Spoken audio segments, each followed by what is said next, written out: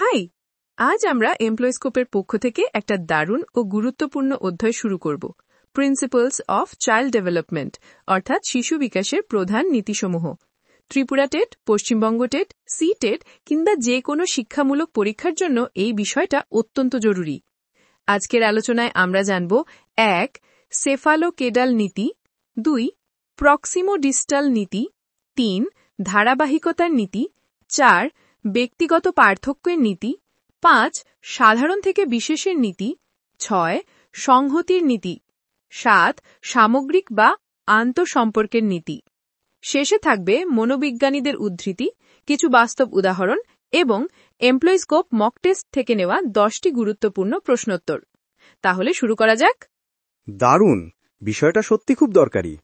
শিক্ষার্থীদের জন্য একটা বার্তা, ক্লাসের পুরো আলোচনা মনোযোগ দিয়ে শুনে নিও, কারণ শেষে যে মক টেস্ট হবে সেটা তোমার ধারণা যাচাইয়ের দারুণ সুযোগ। এছাড়া অ্যাপের কন্টিনিউ বাটন নিচে কন্টিনিউতে ক্লিক করবে, মক টেস্ট চলে আসবে। চলো শুরু করি প্রথম নীতি দিয়ে, সেফালোকেডাল নীতি।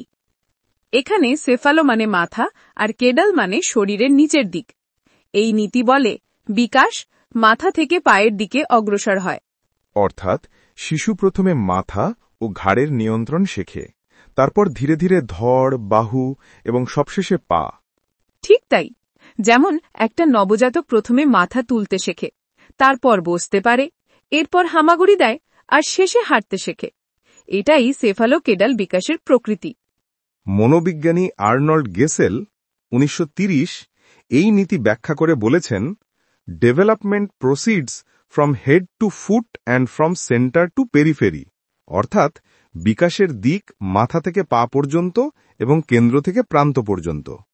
গর্ভাবস্থাতেও দেখা যায় শিশুর মাথার বৃদ্ধি শরীরের অন্যান্য অংশের তুলনায় আগে ঘটে। একটা বাস্তব উদাহরণ দিই। একটি শিশু প্রথমে নিজের মাথা সোজা রাখতে শেখে, মানে হেড কন্ট্রোল, তারপর বসতে শেখে, মানে ট্রাঙ্ক কন্ট্রোল, তারপর হাঁটতে শেখে, মানে লেগ কন্ট্রোল। এটাই সেফালোকেডাল বিকাশের নিদর্শন। এবার দ্বিতীয় নীতি, প্রক্সিমোডিস্টাল প্রিন্সিপল, অর্থাৎ বিকাশ শরীরের কেন্দ্র থেকে প্রান্তের দিকে অগ্রসর হয়। প্রক্সিমো মানে কাছের বা কেন্দ্রীয় অংশ, আর ডিস্টাল মানে দূরের বা প্রান্তীয় অংশ। ঠিক বলেছ, শিশু প্রথমে ধড় ও কাঁধের মতো কেন্দ্রীয় অংশ নিয়ন্ত্রণ করতে শেখে, তারপর ধীরে ধীরে হাত, কবজি, আঙ্গুলের মতো সূক্ষ্ম অংশে নিয়ন্ত্রণ পায়। উদাহরণ হিসেবে শিশু প্রথমে পুরো হাত দিয়ে জিনিস ধরতে শেখে, পরে শুধু আঙুল আর বুড়ো আঙুলের সাহায্যে ছোট জিনিস ধরতে শেখে। এটি সূক্ষ্ম মোটর স্কিল বিকাশের নিদর্শন। আর্নল্ড গেসেলের মতে, development proceeds from head to foot and from centre to periphery, অর্থাৎ বিকাশের ধারাটা কেন্দ্র থেকে প্রান্তের দিকে যায়। এখানে মোটর স্কিলের বিকাশ ধাপে ধাপে হয়। প্রথমে শিশুরা বসতে শেখে, তারপর হামাগুড়ি দেয়, তারপর ছোট জিনিস তুলতে শেখে। এটা বোঝায় বিকাশ একটি সুসংগঠিত ক্রমে ঘটে। এখন আসি তৃতীয় নীতিতে, ধারাবাহিকতার নীতি। এই নীতি বলে বিকাশ কখনো হঠাৎ করে ঘটে না, এটি একটি অবিরাম প্রক্রিয়া। মনোবিজ্ঞানী এলিজাবেথ হারলক 1956 বলেছেন, development is a continuous process, অর্থাৎ প্রতিটি ধাপ পূর্ববর্তী ধাপের ওপর ভিত্তি করে গড়ে ওঠে। উদাহরণ দিই, শিশু প্রথমে হামাগুড়ি দেয়, তারপর হাঁটে, পরে দৌড়ায়। এই পরিবর্তন ধীরে ধীরে ঘটে, কোনো হঠাৎ রূপান্তর নয়। ঠিক তাই, বিকাশের এই ধারা আমাদের শেখায় শিক্ষায়ও একে একে স্তর পেরিয়ে শেখা দরকার। যেমন অক্ষর চেনার পরই শব্দ গঠন শেখা যায়। এমপ্লয়িস্কোপের মক প্র্যাকটিস ক্লাসে আমরা এই নীতিগুলো নিয়ে এক্সপেরিমেন্টাল প্রশ্ন সমাধান করব, যেমন which principle explains that development is a gradual and continuous process? উত্তর হবে প্রিন্সিপল অফ কন্টিনিউইটি। চতুর্থ নীতি, ব্যক্তিগত পার্থক্যের নীতি। এটি বলে প্রতিটি শিশুর বিকাশের ধরন আলাদা। ঠিক তাই, যেমন একজন শিশু হয়তো 10 মাসে হাঁটে, অন্যজন 12 মাসে। এই পার্থক্য জিনগত, পরিবেশগত ও অভিজ্ঞতার ফল। মনোবিজ্ঞানী ক্রো অ্যান্ড ক্রো 1951 বলেছেন, no two children are exactly alike, অর্থাৎ একই বয়সের দুই শিশু কখনো একরকম বিকশিত হয় না। একটা ছোট্ট উদাহরণ দিই, একজন শিশু দ্রুত কথা শেখে, অন্যজন দেরিতে, কিন্তু দুজনেই শেষে ভাষায় দক্ষ হয়ে ওঠে। সময়ের ব্যবধানটুকু তাদের ব্যক্তিগত পার্থক্য। এমপ্লয় স্কোপের চাইল্ড সাইকোলজি মক সেটে এমন প্রশ্ন প্রায়ই আসে, Which principle of development highlights that every child develops at his or her own rate? উত্তর হবে Principle of Individual Differences. তাহলে সবাই প্রস্তুত থেকো এবং মনে রেখো, এমপ্লয়স্কোপ মক টেস্টে অংশগ্রহণ মানে শেখার সবচেয়ে বাস্তব পথ। চলো দেখা হবে দ্বিতীয় পর্বে। আগের পর্বে আমরা জেনেছি প্রথম 4টি নীতি: সেফালোকেডাল, প্রক্সিমোডিস্টাল, ধারাবাহিকতা ও ব্যক্তিগত পার্থক্যের নীতি। হ্যাঁ, আজ আমরা জানব আরও 3টি গুরুত্বপূর্ণ নীতি: গোয়েরে সাধারণ থেকে বিশেষের নীতি, গোয়েরে সংহতির নীতি এবং সামগ্রিক বা আন্তঃসম্পর্কের নীতি।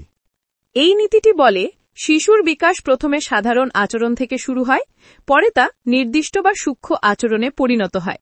অর্থাৎ প্রথমে তারা পুরো শরীর নাড়ায়, পরে নির্দিষ্ট অঙ্গ ব্যবহার করতে শেখে। মনোবিজ্ঞানী এলিজাবেথ হারলক 1956 বলেছেন, The child's responses are at first general and later become specific. উদাহরণ হিসেবে, একটা শিশু প্রথমে এলোমেলোভাবে হাত পা নাড়ায়, কিন্তু কিছুদিন পর নির্দিষ্টভাবে হাত বাড়িয়ে খেলনা ধরতে শেখে। অর্থাৎ প্রতিক্রিয়া সাধারণ থেকে বিশেষে প্রণত হয়। এই নীতিটি শুধু শারীরিক নয়, মানসিক বিকাশেও প্রযোজ্য। প্রথমে শিশু অস্পষ্টভাবে কথা বলে, যেমন বাবা, মা, পরে নির্দিষ্ট শব্দ দিয়ে অর্থ প্রকাশ করে। ঠিক তাই। এই কারণে প্রাথমিক শিক্ষা পর্যায়ে শিশুদের বড় দৃষ্টিকোণ থেকে শুরু করে ধীরে ধীরে সূক্ষ্ম দক্ষতায় পৌঁছানোর কৌশল অনুসরণ করা হয়। এবার আসি সংহতির নীতিতে। এই নীতিটি বলে বিকাশের বিভিন্ন দিক ধীরে ধীরে একত্র হয়ে সমন্বিতভাবে কাজ করতে শেখে। মনোবিজ্ঞানী হারলক 1956 বলেছেন, development proceeds from simple to integrated activities. অর্থাৎ প্রথমে আলাদা আলাদা ক্রিয়া থাকে, পরে তারা একত্রে কাজ করতে শেখে। একটা উদাহরণ ধরা যাক। যখন শিশু লেখে, তখন সে চোখ, হাত ও মস্তিষ্ক তিনটিকেই একসাথে ব্যবহার করে। এই 3টি সিস্টেম একত্রে কাজ করলেই সমন্বিত বিকাশ ঘটে। চমৎকার উদাহরণ। এই নীতি শিক্ষাতেও প্রযোজ্য। যেমন শুধুমাত্র তথ্য মুখস্থ নয়, বোঝা, প্রয়োগ করা ও প্রকাশ সব একসাথে কাজ করলে প্রকৃত শিক্ষা ঘটে। এখন আমাদের শেষ নীতি, সামগ্রিক বা আন্তঃসম্পর্কের নীতি। এই নীতির মূল কারণ হল শিশুর শারীরিক, মানসিক, সামাজিক, আবেগিক ও নৈতিক বিকাশ একে অপরের সঙ্গে সম্পর্কিত। মনোবিজ্ঞানী এলিজাবেথ হারলক 1956 বলেছেন, the child develops as a whole, not in isolated parts. অর্থাৎ বিকাশ কোনো বিচ্ছিন্ন প্রক্রিয়া নয়, একটি দিকের উন্নতি অন্য দিককে প্রভাবিত করে। উদাহরণ হিসেবে, যদি কোনো শিশু আবেগিকভাবে সুখী থাকে, তবে সে সামাজিকভাবে আত্মবিশ্বাসী ও মানসিকভাবে সক্রিয় হবে। কিন্তু মানসিক চাপ থাকলে শারীরিক বিকাশেও ব্যাঘাত ঘটে।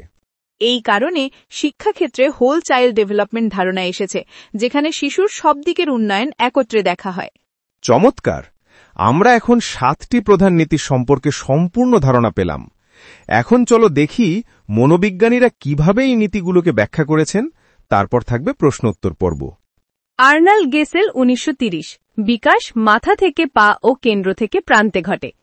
এলিজাবেথ হারলক 1956, বিকাশ একটি ধারাবাহিক, সংহত ও সামগ্রিক প্রক্রিয়া। ক্রো অ্যান্ড ক্রো 1951, প্রতিটি শিশু আলাদা, তাই বিকাশের ধরনও আলাদা। সব মনোবিজ্ঞানীর মতই একটি কথায় মিলে যায়, যে বিকাশ হল ধাপে ধাপে সংহত এবং পারস্পরিক সম্পর্কযুক্ত একটি প্রক্রিয়া। চলো এখন একটু রিভিউ করি কয়েকটি প্রশ্নের মাধ্যমে। Q1, বিকাশের সেফালোকেডাল নীতি অনুযায়ী বিকাশ কোন দিক থেকে হয়? উত্তর, মাথা থেকে পায়ের আঙ্গুল পর্যন্ত। Q2, প্রক্সিমোডিস্টাল নীতি অনুসারে বিকাশ কোন দিকে অগ্রসর হয়? উত্তর, শরীরের কেন্দ্র থেকে প্রান্তের দিকে। Q3, development is a continuous process. এর কে বলেছেন? Elizabeth Hurlock 1956। Q4, no two children are exactly alike. এই উক্তিটি কার? Crow and crow 1951। Q5, শিশুর সাধারণ প্রতিক্রিয়া থেকে নির্দিষ্ট প্রতিক্রিয়া অগ্রসর হওয়ার নীতি কোনটি? উত্তর, সাধারণ থেকে বিশেষের নীতি। Q6, development proceeds from simple to integrated activities. এই নীতি কোনটি বোঝায়? উত্তর, সংহতির নীতি। Q7, কোন নীতি বলে যে বিকাশের সব দিক পারস্পরিকভাবে সম্পর্কিত? উত্তর, সামগ্রিক বা আন্তঃসম্পর্কের নীতি। Q8, শিশুর বিকাশ কি কেবল জিনগত কারণেই ঘটে? উত্তর, না, এটি বংশানুক্রম ও পরিবেশ উভয়ের প্রভাবে ঘটে। Q9, কোন নীতির উদাহরণ? শিশু প্রথমে হামাগুড়ি দেয়, তারপর হাঁটে, শেষে দৌড়ায়। উত্তর, ধারাবাহিকতার নীতি। Q10, development proceeds from head to foot and from centre to periphery. কার উক্তি? Arnold Gesell, 1930। দারুণ! তোমরা যদি এতক্ষণও মনোযোগ দিয়ে শোনো, তাহলে এখন শিশু বিকাশের 7টি নীতি একেবারে পরিষ্কার। এমপ্লয়স্কোপ মক টেস্টে এই ধারণাগুলো পরীক্ষায় কাজে লাগাতে পারবে। হ্যাঁ, এবং মনে রেখো, শেখার সবচেয়ে বড় শক্তি হল ধারাবাহিক অনুশীলন। তাই এমপ্লয়স্কোপ ক্লাসে নিয়মিত অংশগ্রহণ করো এবং প্রতিটি মক টেস্টের মাধ্যমে নিজের প্রস্তুতিকে